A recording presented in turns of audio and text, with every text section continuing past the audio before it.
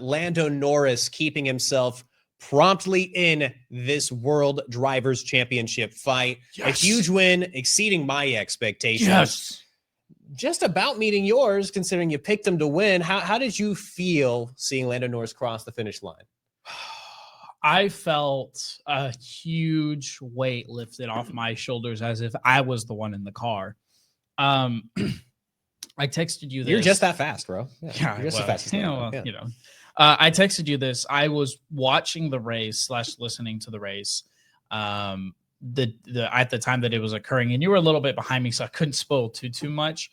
But I'm literally sitting there and I'm watching Lando and Oscar fight. Like the first 11 laps of the race was just they're right on it.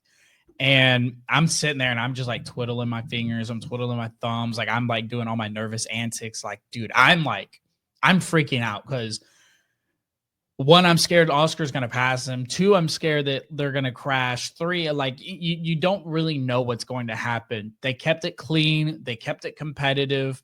I loved the jousting of different side of the garages going against each other. Not really, hey, we're going to focus on this like a team. Like, kind of, do you remember when you were like, hey, McLaren's are going to reset themselves? They're going to be like, hey, we're going to go in, we're going to start doing things together. And I was like, no, I think they're going to let them kind of do their thing for a little bit longer. I think that's exactly what we saw in Austria.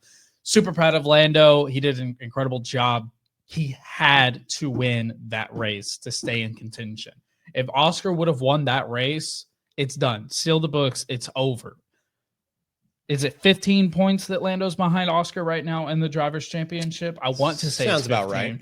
So a big weekend for Lando, but now we got to stack it together. So my instant reactions, let me go to yours. I think McLaren absolutely squandered Oscar's opportunity to win this race. Of course you do. I sure do. And I don't think it's that controversial of a take. Mostly Oscar bringing himself within the picture, flat spotting towards the end of that little jousting session, the way that you wanted to describe it.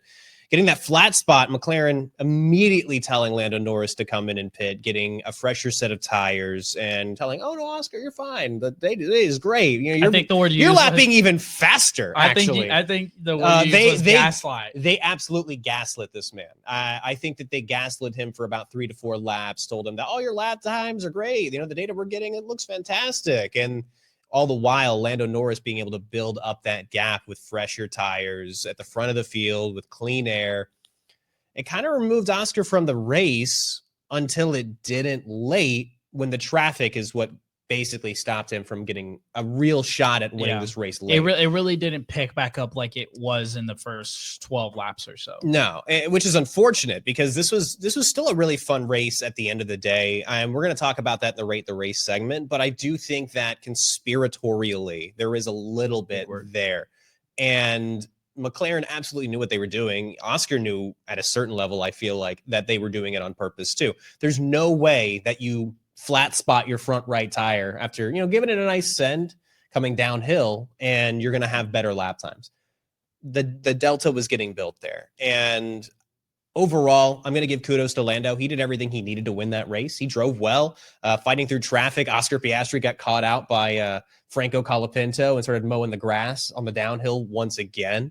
A little bit of a tough day for the Australian, who still finished P2. The McLarens were disgusting this weekend. I think they were 19 seconds ahead of the next closest constructor in Charles Leclerc's Ferrari. They were a minute ahead of the Mercedes team, who were in 5th. So if I might, and another thing to keep in mind with the coming out of Austria, why there was so much lapping and so much different times, is just because it was a shorter track. There was lapping going on. We knew that this was going to be probably almost the entire problem. Field got lapped this race. We knew this was going to be a problem, if you will. But something I wanted to point out is this is, in my opinion, what we wanted from McLaren. This is what we've been craving from McLaren, is a literal fight between the best two cars on the grid. You can say what you want about the drivers, whatever. I don't care. This is the best two cars on the grid. And we've got exactly what we wanted. All year, it's been Lando dealing with Oscar, Oscar dealing with Lando, or hey, here's spurts of Mercedes, spurts of Ferrari.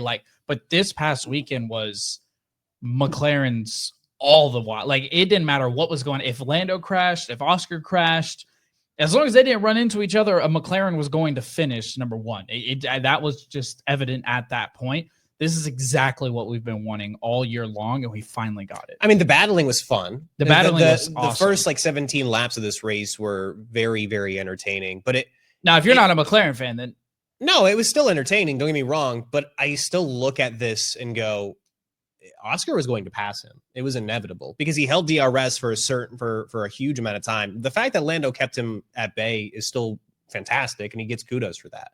The defense was great. Lando punched in a half-second lap faster than everybody else in the field in qualifying, so we knew that he was very comfortable. He was right at home. But it's not like Oscar just let him run away with it. Oh, yeah, and closing that gap almost all the way to DRS before those blue flag traffic between the Aston Martin of Fernando Alonso and Gabriel Bortoleto having to duel it out towards the end of that race. If Piastri doesn't get caught up in all that and the Franco Colapinto thing doesn't happen, it was almost like the F1 world, the F1 gods were kind of putting everything they could between the charge of Oscar Piastri to get back to Lando Norris. I because it was like how much you hate Lando Norris. It has nothing to do with hate. It's praise to Lando for winning, but it's a lot of praise to Oscar for being able to pull that 7-second gap back in the same machinery with the same conditions that Lando's going through and almost pulling off the win nonetheless. I think about it like this. Before Austria, Lando was charging in Canada. And if, again, you want to say, hey, McLaren held Oscar back from, taking this race win, you can kind of say the same thing in Canada because Lando was the faster car at that time. And if they really wanted to, they could have let Lando through because he was the faster car, but they let him duke it out just like they let him duke it out in Austria. Yeah, they duked it out and it was well done. But the difference between Austria and Canada is that Oscar Piastri didn't crash out. True.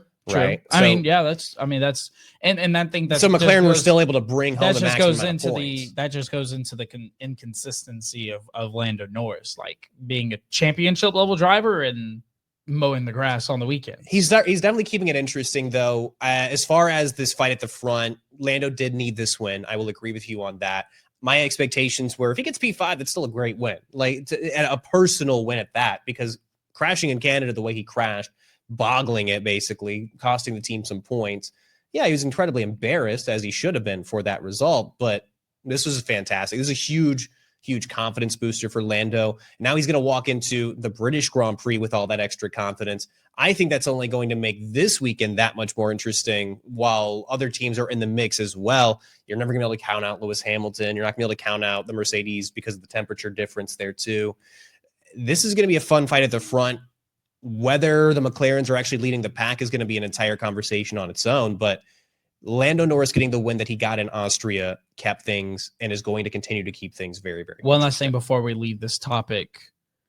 Watching the McLarens fight as far ahead as they were, it was almost like when Max Verstappen was leading the field and lapping everybody, but if he had a teammate that was actually doing the same thing. Like that year that Red Bull dominated, that year that Max Verstappen dominated, if he had a car or he had a teammate that was matching him, that's what it felt like. Because they were just so far ahead. So you mean like Nico Rosberg and Lewis Hamilton in 2016? Yeah, something like that. That'd be a better comp. Well, I can only speak as to what I've seen and what I've experienced. Well, yeah. I mean, the Red Bull's got they have a whole bag of worms that we're going to talk about a little bit later anyway. But nonetheless, the McLaren duo, they're keeping the season very entertaining so far. I think the consistency still wins out. I've been hammering this point home for multiple weeks at this point. Piastri is overall a more consistent driver, something that I don't think that you can refute. No.